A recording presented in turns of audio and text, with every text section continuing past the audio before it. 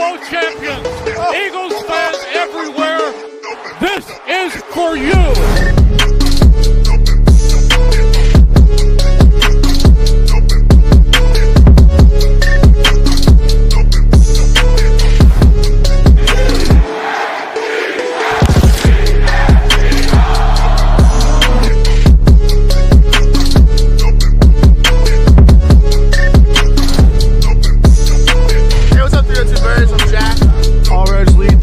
And Phil.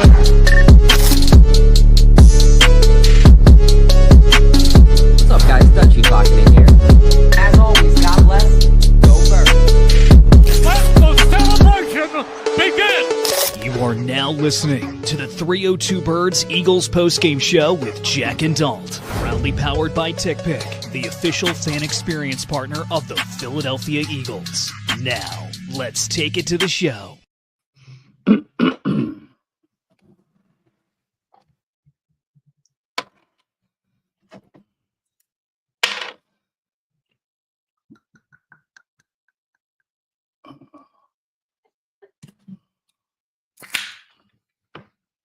Oh my God. Jack, put them up, brother. Everybody, if you're watching at home, put them up. Get one if you don't got one, because the Birds are in the Super Bowl again. Jackson, salud. Salud.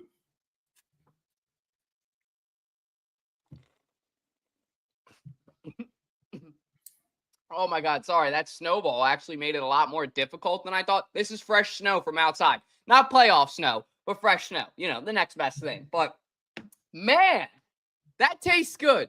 This season, dude, we've been busting our tails doing this post-game show. And if I told you, Jack, in the beginning of the year when we first started this, Jackson, the Eagles will be in the Super Bowl, what would you have said to me? I would have said 50%. Fuck yeah, they will. They looked really good, on paper this year. We had a tough, ending of our season last year. We lost the first game in the playoffs. So it was going to be a battle, but I knew this team had the capability of making it to the Super Bowl again. And just seeing the rookies stand up, play their game, play phenomenal football, it just was a belt-to-ass win tonight. It was a game that everyone and their mother was watching. This game was amazing. This team is special, and it just makes me so happy to see this happening. So it makes me so happy, this team's back in, and I expected it for sure. I'll tell you what. I expected it, but there's been a lot of jinxes, and the way that the past 3 years explicitly have went for Philly sports fans, all you guys out there who have suffered like us, we get it. Okay, we understand. So, but, this year just feels different. I said it on the pregame show when I was doing it with Matt, that Saquon Barkley, you said it last week, that look in his eye that he had after that second touchdown. I've been thinking a lot about that take, and he just looks on a different planet, on a different level, ready to take this team to new heights, ready to get that Lombardi trophy. And I really don't think that anything is stopping this Philadelphia Eagles team as they are Super Bowl bound. I want to see, what do you think the line's going to be looking like? That's going to be interesting at the team store. It's going to be out of the store. It's going to be, there's going to be so many people going in, getting their merch at Dick's, at the, Clubhouse store. This is going to be insane. And not just to mention, this is Saquon Barkley first time in the Super Bowl. So that's something special to mention as well. And it just, from the first whistle to the last whistle, this team came ready to hit people in their mouth and show them that, this team's legit and we mean business. And Josh and I were talking about it. I've seen this trend where the divisional round usually are nail biters, not the it makes you want to shit your pants every down, every play. But then the NFC, the divisional championship or the championship, we came, I don't know, we came out of a missile, we came out of a cannon. Like, this team was ready to play, and we showed them that the Commanders ain't shit. And all those comments we had last week after the post game, congrats, buddy. You guys did nothing. Terry McLaurin had a touchdown. Jaden Daniels looked scared. He looked fucking horrified in tonight's game. Williams played well. This whole team, it came together as one, and we saw what happens when that we scored in every. I think we scored in every quarter. Which we haven't been doing that all season round. So yeah, I don't know. I'm lost for words. I'm still in shock. I mean, I knew this was happening, but it just is amazing. This team doesn't just win NFC championships. Let's talk about this for a second. This team beats the fuck out of teams in NFC championships. I just said that. Yeah. You know why? Because we own the network. We can. No, seriously. The point is, they beat the fuck out of these teams. Like, belt to ass, however you want to put it. They show no mercy. These aren't close NFC championships. Vikings, 38-7 or something, if I remember correctly. 49ers 2 years ago, 38-7 or around the same thing. It might have been 33-32. No, it had to be over 35 points. It was around that. Then you look at this game, 50 burger. And it all starts right out of the gate. Like, nobody wants to give the Eagles. You'll not hear that in national media. Saquon Barkley, like, when he got on the sideline and scored that touchdown, dude, you saw how energized he was. Like, he was hyped. He was like, yeah, I just did that. I just took it to the house on the first play and set the tone for what this game is going to be. And there's honestly not a better way to start out a football game. Like I said before we hopped on tonight, a good friend of ours, Ryan Kern, shout out to you if you're watching. He made a comment to me. He texted me and said, "Hey Jack, one thing you got to mention tonight is Saquon's touchdown. The opening drive that was 7 seconds or whatever it was, and how that should solidify. Granted, these post games don't really mean much for the voting rights, but that run by Saquon Barkley should solidify that he is the MVP. I don't think I've ever seen him do anything like that this whole season. And just the first offensive play, he takes it out for a touchdown. That should solidify. He broke 2 tackles. He's something different. And not to mention, he scored 3 fucking touchdowns tonight. So that should mention even more that he should be the MVP. So, he goes on and on. No, I just had to say that real quick. Yeah, no, that should solidify. Granted, these games don't matter for the voting rights, but that should solidify that Saquon Barkley should be the MVP this season. Yeah, they don't just win these games. They beat down these teams. Show no mercy. And if you're an Eagles fan, like especially an Eagles fan who's around Jack and I's age, right? Our baby faces, you can see there's not much beard. Jack obviously has one more than me. I shaved my neck beard today. It would have been bad for this, okay? But point is, in our lifetime, the Eagles have really treated us well. I know my dad, your dad, some of the older generation, they've mentioned, hey, you don't know what we've been through as Eagles fans, ups and downs of the 80s, the 90s, 1980, getting there, losing against the Raiders. So you think about like all these things where the Eagles have kind of been this team that was a laughingstock for such a long time of the NFL. Like they were in the class with the Browns, with the Jets, because of the way that our fan base acts. And now you look at the Eagles, and they are NFL royalty, my friends, and they deserve to be treated like it. They have established themselves now as a legit NFL dynasty. If they win the Super Bowl, it's on like Donkey Kong for years to come. When they win the Super Bowl, not when if. They win the Super Bowl. I love it. Come on now. And I mean, it just, granted, this, the Commanders are playing with, team money. It doesn't really matter to them. But just the fact that all these Commanders fans were up in our comments last last week. Oh, this is not even going to be a game. Dude, this wasn't – they're right. It wasn't a game at all. Like, our defense, we'll talk about it later, played phenomenal. Our offense played phenomenal. Jalen Hurts threw for over 250 yards. Like, it wasn't even a game. And there was no doubt in my mind that we're going to lose this game. They had one good drive, maybe two good drives. But other than that, it wasn't even a competition, like, at all. Like, the fact that a rookie, Will Shipley, was put in the game and he scored a touchdown, that tells you, and not to mention, the team player that Saquon Barkley is, he was the first player off the bench to come in the end zone to celebrate with him. So that tells you that blood, sweat, and tears, he, like, is there for the team. So, yeah, it wasn't even a competition at all. I thought it was going to be a little closer than it was, and it really wasn't. Jaden Daniels, like I said, did not look good at all. Like, Eckler, I mean, all the forced turnovers we had today was insane. Insane.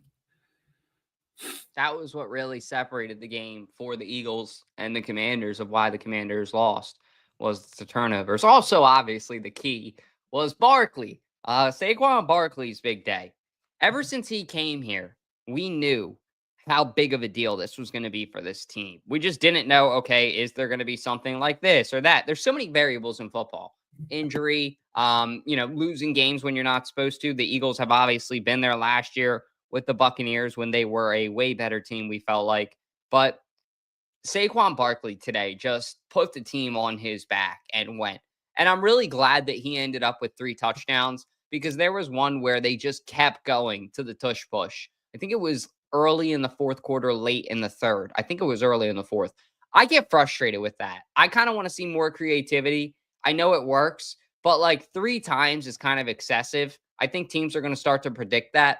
And hey, look, I mean, you're going to play the best team, whoever you're going to play next week. So it doesn't really matter, but I'm worried. I mean, if they keep going on it and then that costs them in the Super Bowl, or if Jake Elliott costs them in the Super Bowl, then I'm going to be a little bit frustrated. But focusing on the topic at hand, Barkley's big day. I mean, this dude just goes off. And how many yards did he finish with total? Do you know? So he hit that magic number, 15 carries, which we said going into the postseason, that's what we would kind of want him to do. So he had 15 carries for 118 yards and 3 touchdowns. So that stat line, just to say, 15 carries, 118 yards, and 3 touchdowns. That's an insane game. And his longest run was 60 yards. That's insane stats. And I think we tied a record for the most running touchdowns in the postseason with 6. So, yeah, I mean, Saquon Barkley played phenomenal. Like I said, top of the show, thank you to Ryan Kern for, tell me to mention this. But, yeah, that run he had was just – that should solidify that he is the MVP. I mean, he put up crazy numbers this season, especially – and we knew this was going to happen with our offensive line.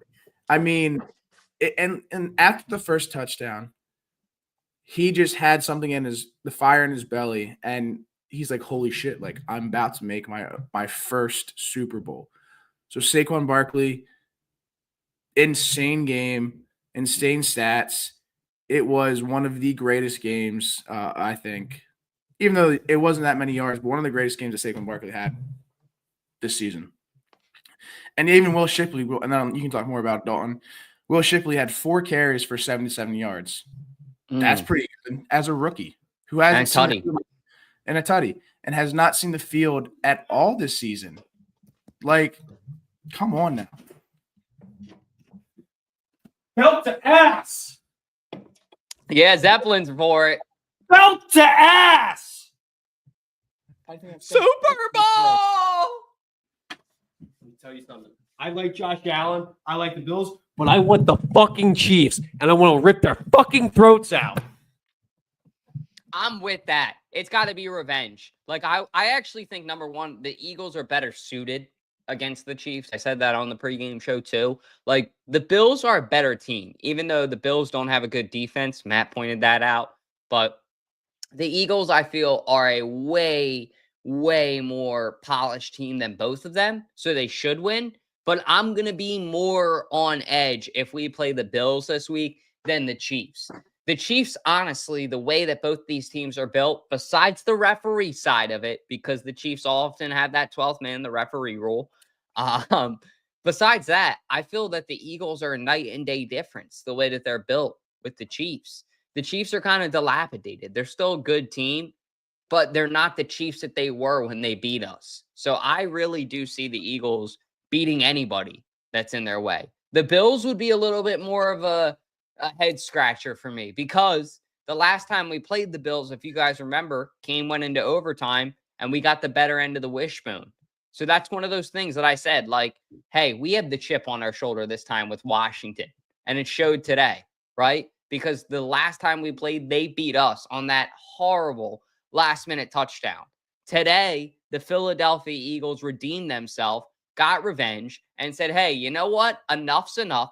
We're going to show you and your puny, annoying fans that you guys are bums. You guys don't amount to anything. Your franchise has sucked for pretty much our whole lifetime, and it's going to continue to suck. This one was just a fluke. The Cinderella story ends today, and there's a dagger in it. Sorry, Disney. Yeah, I mean, yeah, no, it was, one of the games for the record books. I mean, just great football all around. You know, I mean, yeah, this defense played well today. I mean, Reed Blankenship played well today. I think he's going to have to change the guy that he yells at. I said you should nominate Jake Elliott now for this position. For what position? For the new nickname, because he loves to call Blankenship, and he can't be called that the way that he plays. This dude's a stud. At this point, Dennis, we can't tolerate the slander anymore. I mean, at this point, you got to take it out on a different. Has Reed redeemed himself, do you think, in Dennis's eyes yet? No. For Dennis, he's always going to hate Blankenship. I think he's been playing really good football this year. I mean, 7 tackles, 6 solo tackles, 1 forced fumble. He played phenomenal football. And I want to mention one player that really, really has kind of stepped up in a role that was kind of vacant due to a really great player, and that's Orion Burks. Orion Burks has been playing great football. He had 9 tackles, 5 solo tackles, 1 sack, 1 tackle for loss, and 1 QB hits. So, him and Blankenship played well tonight. I mean, this whole I honestly think you can't really pin holy shit like one player on defense tonight. I think it was the whole defense. Linebackers, defensive line, cornerbacks, safeties, they played really, really good football. I mean, you held a team to 25 points, who was on a hot streak into the playoffs, and really silenced them. And that's something credit to Vic Fangio. But I mean, this is, I don't know. This is a special defense. It's a special defense, a special day, and I think it's going to be a special ring, because there's something about good teams in the NFL, right? We had one last year, but there's something about good teams with chemistry and that know how to play with emotion, right? There was that play that A.J. Brown had today where he got into it with Lattimore, and you saw, okay, he kind of initiated, but the way it happened, the ref didn't see that A.J. Brown initiated it. So A.J. Brown played with the ref, and as soon as the ref saw, his hands went back, and he said, you know what? I'm not going to do that. And the ref called the penalty on him. So because the Philadelphia Eagles know how to play into that emotion, when to turn it on and when to turn it off, you don't want to celebrate too often either until the game's done, because you could get, the refs today, especially, look, if I'm the Eagles coaching staff and I have all these guys in a room right now and I'm looking at every single one of them, right? I'm saying everything that's happened so far this season with the referees doesn't matter, because next week we play the NFL's golden boy, the Kansas City Chiefs. We're going to be playing Daddy Goodell's favorite. So we better damn well be ready for all kinds of bullshit that we're not ready for. I thought today they did a good job staying tame, not getting into fights, and overall controlling themselves. But they still need to be a little bit better when they go against the Chiefs, because the Chiefs are the number one team in the NFL of that. That's why they're thus far, because the refs have helped them so far throughout their season. Hopefully it ends today, but I just think at this point, I really see it being Patrick Mahomes and Jalen Hurts again. I don't know. Yeah, I mean, I would love that. I would love to play them, match up with them again, and get that W. This is kind of off topic, but one thing that I've never seen in my life watching football at all was that stint they had on the goal line where they made the Commanders jump off sides like 7 times. And I've never seen that in football. And they were just inching and inching and inching and inching. And I did not know that if they did it one more time, they were going to be awarded a touchdown. I've never seen that ever ever happen in an NFL game. And I've been watching football for quite some time. So that was incredible. But that just tells you that this offense, again, I know we're talking about defense now, but the offense is well taught because none of the O-line jumped off sides during that stint at all. And it's great to see that Landon Dickerson played a whole half as a center and did not want to come out. And then Juergens came in the second half. So just having that I've never seen that either, where you have interchangeable centers play in a pretty important game. So yeah, I just want to kind of hit on that because I've never seen that. It was amazing. Yeah, I think that they're just locked in. Like you said earlier, it's not one guy, it's everybody. Mm-hmm. And that's the beautiful part about this Eagles team. And the scary thing, I think, for whoever in the AFC is going to match up against the Eagles, Quinyon Mitchell, this rookie, has been a diamond in the rough. And I just want to say to anyone who said that the Eagles should have drafted, I think it was Arnold, was the cornerback that they were looking at instead of him from Alabama. This worked out so much better. I mean, you got a guy who's up for Rookie of the Year. We'll find out. Defensive Rookie of the Year, I should say. But this Sunday, 1 week from today at the NFL Honors, I guess we'll find out. Or Saturday, so 6 days from now. But regardless, I think Quinyon is going to win. The way that he's played, having that pick today in the playoffs, this kid's just locked down. And I want to say something else.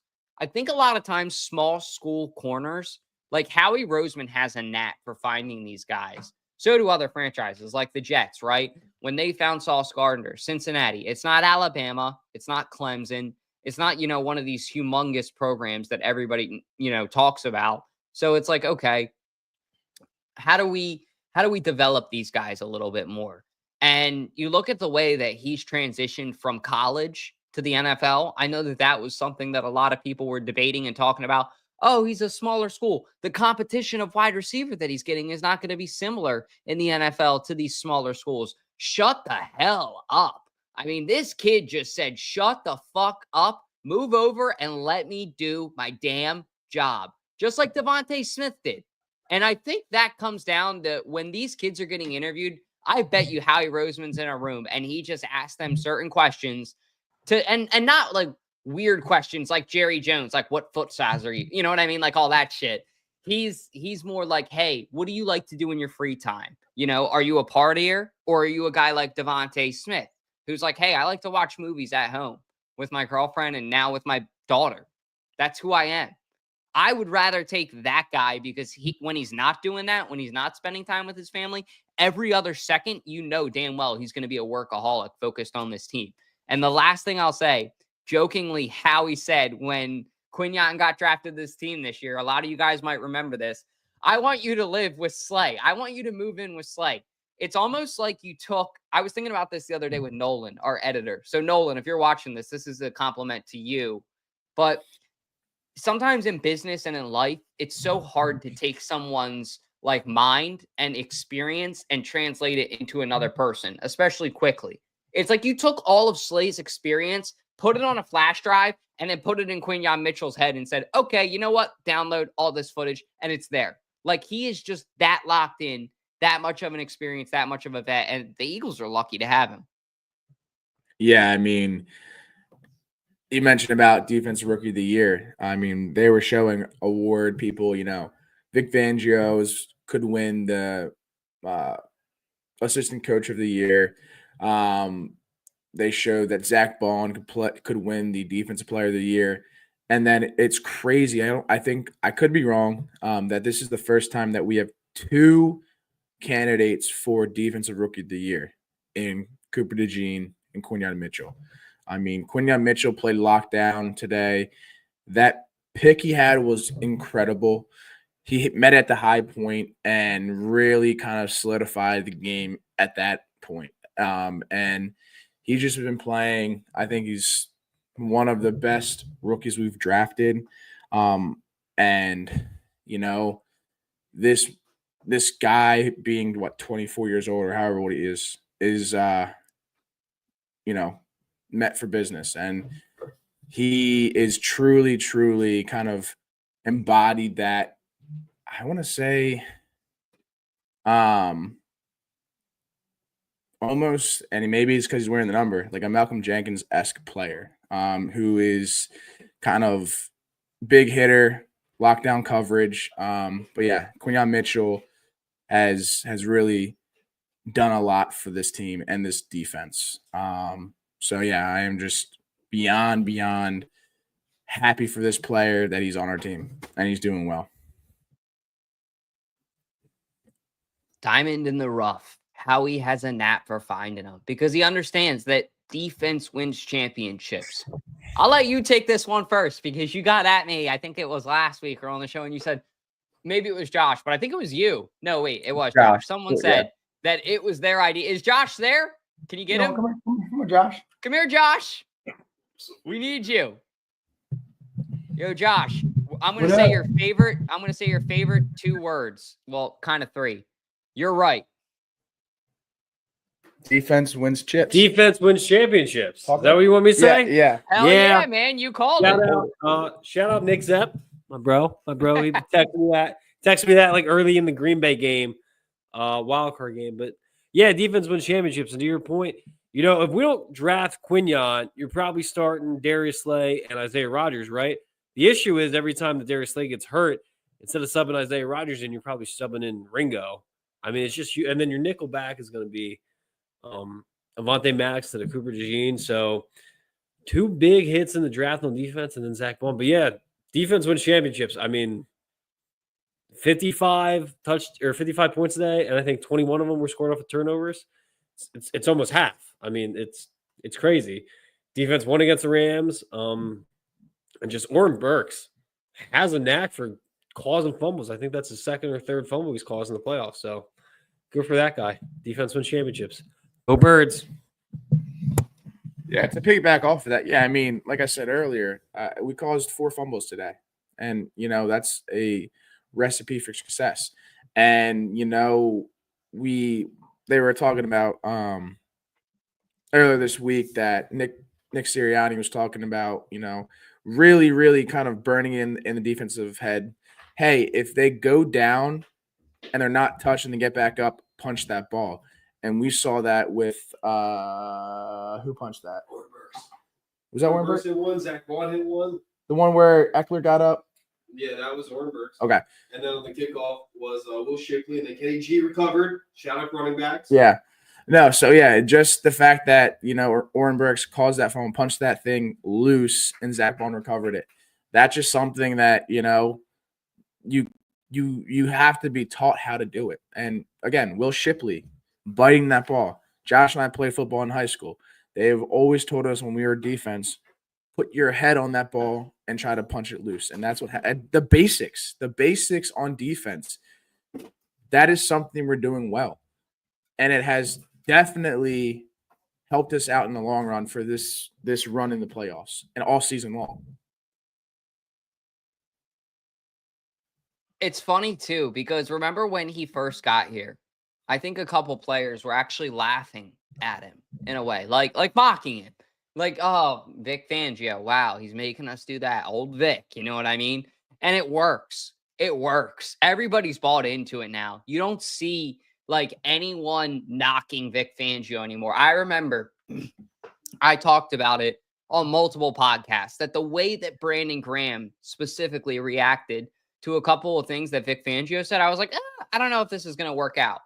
But guys, I'll tell you what, does a plus 11 turnover differential work for you? Before the game, both teams were at plus 6 in the NFL turnover differential. Right now, Washington is only at plus 1, so they went back 5. Philadelphia is at plus 11.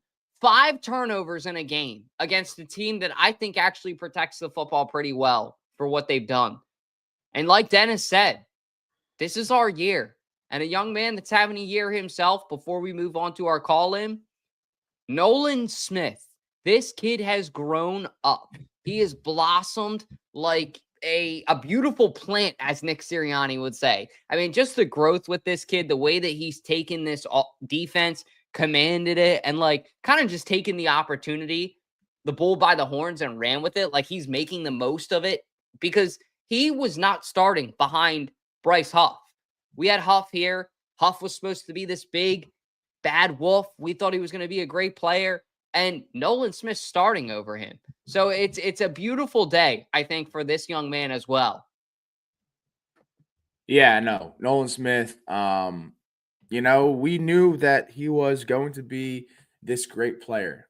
Like I said, last season when we did, when we had our shows, we needed to play Nolan Smith a lot more than we had last season. And sure as shit, we're doing that right now, and we've seen it pay off. I mean, he is that threat.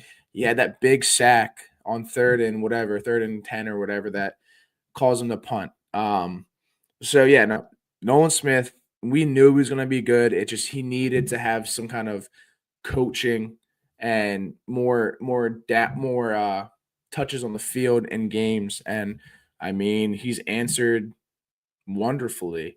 I mean, he had let's see his stats. He had 4 tackles today, 2 solos, 1 sack, 1 pass deflection. So, this is something that really, like we said, defense wins chips. And if you don't have a strong defense and have a strong leader in, Zach Bond or Nolan Smith, you're not going to be as successful as you would like to. So really seeing him kind of show up and playing as well as he is, really, really, again, this is another draft pick that worked out in the long run, and I love it.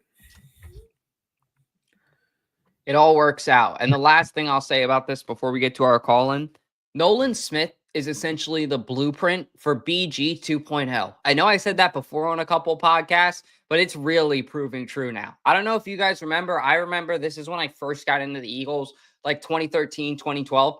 Brandon Graham was kind of a late bloomer for the Eagles, kind of like Nolan Smith was. There was talks of him being a bust when he wasn't doing, what people thought that he was doing. And then when it clicked, it just was nonstop. And that's how I think it's going to be with Nolan. He's such a smiley, positive, happy guy, when you see him throughout the week. But when it's Sunday, you're going to get your ass kicked. And I expect to start seeing him talking more shit soon. Moving on now, though, to our call-ins. Dave, we go into the Super Bowl. Let's go! Go Birds! I'm in my girlfriend's car. I'm sorry. Y'all talking about ins and outs, ins and there, D and there. How about this offense, defense, the push, the shove, the tush push kind of lack a little bit. But how about them Birds? Really? I was embarrassed. Everybody was yelling at me to shut up. I got my chain on. Go Birds. Look at that. Everybody yelled at me all night. But we're going to the Super Bowl, and this is the team. It's like Jalen's hurt concussion. It was like he opened up a new mirage. Jalen Hurt, responsible, throwing the ball away. Defense, make it rain. Quarterbacks, Jim Johnson, turnover on his grave. God bless Jim Johnson. I love you like a fat boy loves Dota. Jim Johnson's defense is back. Am I wrong? Holy crap. Oh my gosh. Washington. I made a bet. I made a $5 bet. Washington Redskins are going to go to the Super Bowl next year. Did you watch the game? We shut down that rookie quarterback. Oh my goodness. Oh, bruh, we're going to Super Bowl. We're going to Super Bowl. But who we fighting? The Chiefs or the Bills? I want to fight the Bills because I can't deal with the Chiefs. I don't want to do the Chiefs. I can't do the Chiefs. I can't. No. Mm-mm. Wow. No, we gotta Okay, do the Buffalo I feel Bills. the opposite. What? Wait, you got to explain yourself. Why do you want the Bills? Do you feel that the Bills are worse than the Chiefs? No, I feel like I can't handle that. We can't deal with the three-peat. Am I the only one? No, what? Like, The really, game we hasn't got even the fucking worst started call. yet, dude. The game hasn't even started yet, and you're already rolling over. Jim Johnson would roll over in his grave about that shit. I just had a conversation with my girlfriend. I thought the game already started. No, we ain't there yet. We got 2 weeks. We still got to get through the ain't there boring ass yet. Pro Bowl. I'm talking Oh, about the game, Super the Bowl. Chiefs game, the Chiefs game is happening right now. Yes, it is. Oh, dude, I'm willing to bet. I expect it to be the Chiefs because they have that 12th man of the referee, right? The guy that wears black and Well, white. what and blows about the that? whistle during- I think it's But going to what if benefit it was them. like a UFC fight? Right now, I got the I got Bills are beating the Chiefs right now 10-7. So, Are you serious? yeah, Bills are winning. Yeah. All right, so I just got home. So you guys are willing to watch it all over again?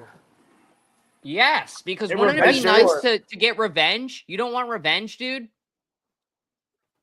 Yeah, I want a revenge, but do you want to watch revenge to come back and smack you in the rear end? We Think ain't about even suited think up about it. yet. That We're a entire better team than the Chiefs. we're the best team in the NFL overall. Yeah, Overall, so it shouldn't think matter, about it. right? Offense, defense, shut up. Well, I don't know. You guys are crazy. I can't watch the Chiefs again. I can't watch Kelsey. I can't watch Taylor Swift. I can't do all that all over again.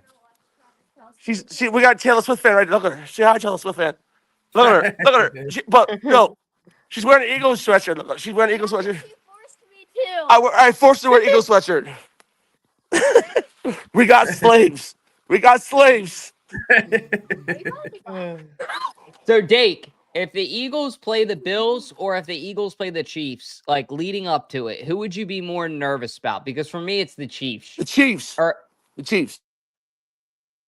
why the Chiefs for you?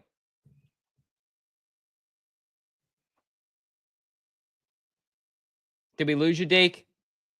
I think we did. I think it's frozen. We'll try to bring him back in a minute. We'll get you on here in a second, though, Joey. But that is a good point. I would personally rather say I messed that up. I would take the Chiefs over the Bills. I feel that the Bills are the more complete team. Bring it on, though, backstage. Havens. I mean, you take the question at hand, Joey. Who would you rather face in the Super Bowl? Honestly, I want to see the Bills.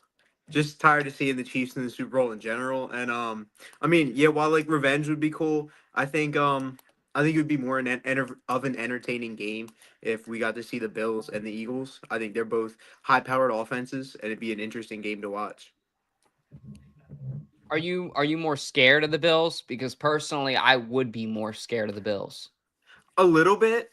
I think honestly, James Cook, he's a little underrated at his position. I think that would be a really, really big matchup for the Eagles defense to kind of keep him contained, and I would like to see how they would be able to do that. Yeah, I mean, that's a good point. Fair point. But Havens, give me your takeaways of tonight's game. Well, honestly, I looked at it. I got in my notes here. I went 3 for 3 this week, okay, with my keys to the game. So we contained Jaden Daniels. He ran for less than 50 yards. And then really that kind of limited him through the air as well. And then big ones, turnovers. They got the turnovers. They won the turnover battle. And then this week they capitalized. 4 touchdowns off of 4 turnovers. They won the game with those. Yeah, I mean, and not to mention the defense, but that offense. I mean, Jalen Hurts, like Chris said up here, was near perfect today. He threw for over 250 yards. He was getting the ball to all of his receivers. I mean, our receivers had 96 yards, 85. Let me check.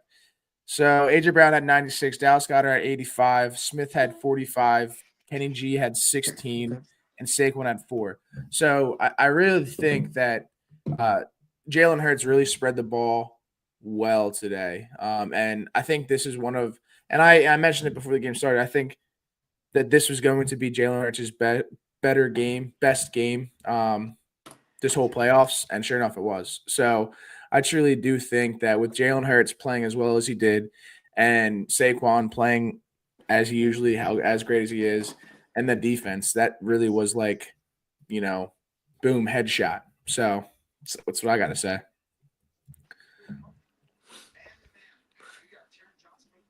Havens, one of the questions we had before the show, Havens, one of the questions we had before the show too, how do you think that the Lincoln Financial Field store is going to look starting tomorrow morning? Oh, it's gonna be packed. Everybody's gonna be wanting to get them the new Super Bowl jerseys. I don't know how quick they'll come out with the patches on them, but everybody's gonna get one of those. Honestly, one of my buddies already texted me. He said next week when we get paid, that's what I'm getting is the Super Bowl jersey. I said, oh man. Dude, I think I might have to cop one too. I was already looking at them on Fanatics. They're already on Fanatics, FYI. What were you saying, Jack? No, I was just saying I support what Haven's buddy had to say. But yeah, I don't know. Like I said, I think the one thing that is different, I don't know, this team is special. That's all I got to say. I'm going to keep saying it. This team is so special. So special. This team's locked in. And this team, every level of this team is locked in. Like the same way that it was in 2017. Here's the difference. We knew how locked in this team was in this year. 2017, it was like a surprise because throughout the whole playoffs, nobody really expected the Eagles to do it, and then they did it. This year, we kind of knew it from the start, like, okay, team's going to go to the Super Bowl, and they are just fulfilling the prophecy every way through. And it's because they're just built like a freaking Mack truck on every level. When it's the offensive line, the defensive line, the secondary, the running backs, and they're deep too. Like, so if one guy goes down, they have another guy that can step up that understands his role. That's dangerous. That is very dangerous. I expect them, honestly, I want to play the Chiefs. I think that the Eagles are better suited to play the Chiefs. If we play the Bills, I think I could see it being a close game. Now, which way does the wishbone go? I don't know. The Eagles actually would be the ones not with the chip on their shoulder because the last time we played the Bills, they lost to us. We got the better hand in that overtime touchdown with Jalen Hurts. But Don, I think that what you're missing is the Eagles don't have a chip on their shoulder. It's Saquon Barkley has a chip on his shoulder. He had a good rookie season, right, with the Giants, but he has not been this far since his whole career started in the NFL. So I think with the whole situation with, you shouldn't pay running backs, I think this is a crazy stat that Josh told me. Saquon Barkley's contract that he has with Philadelphia, if you were to match it up with the receivers, it would be ranked number 33 out of receivers. Isn't that insane that his contract, which is a lot of money, would be ranked 33 for all receivers, which is crazy. So I think this is truly his year.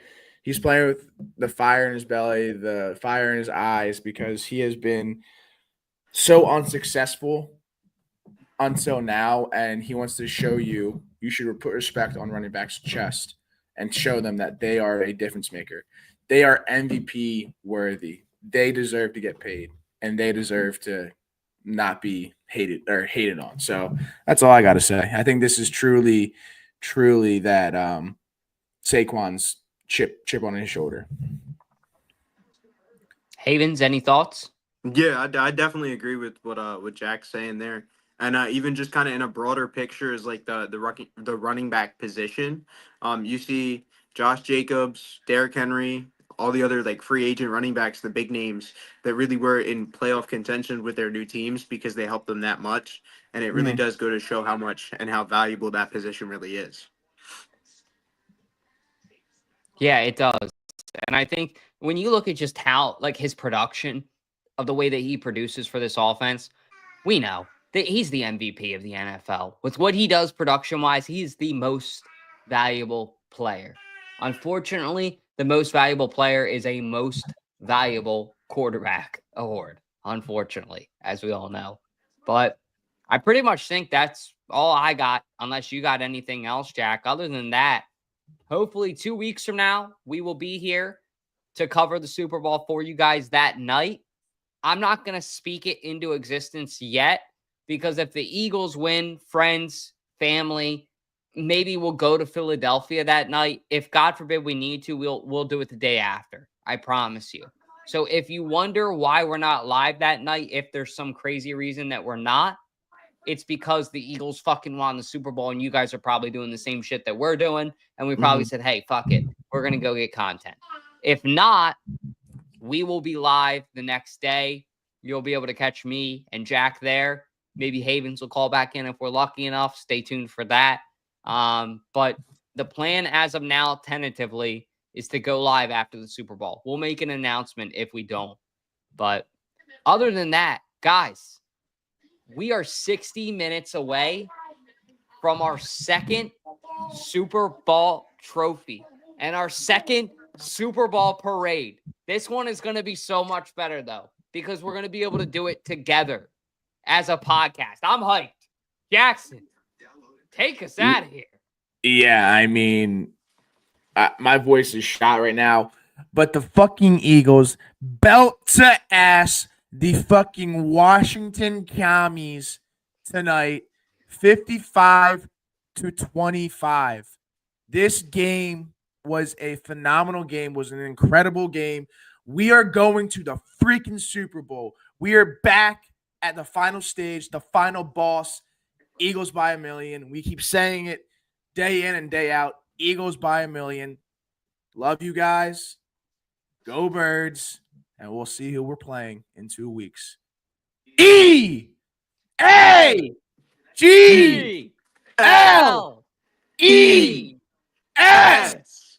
Eagles!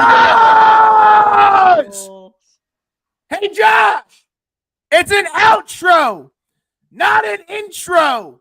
Hit that motherfucking Super Bowl bound outro. This is for you.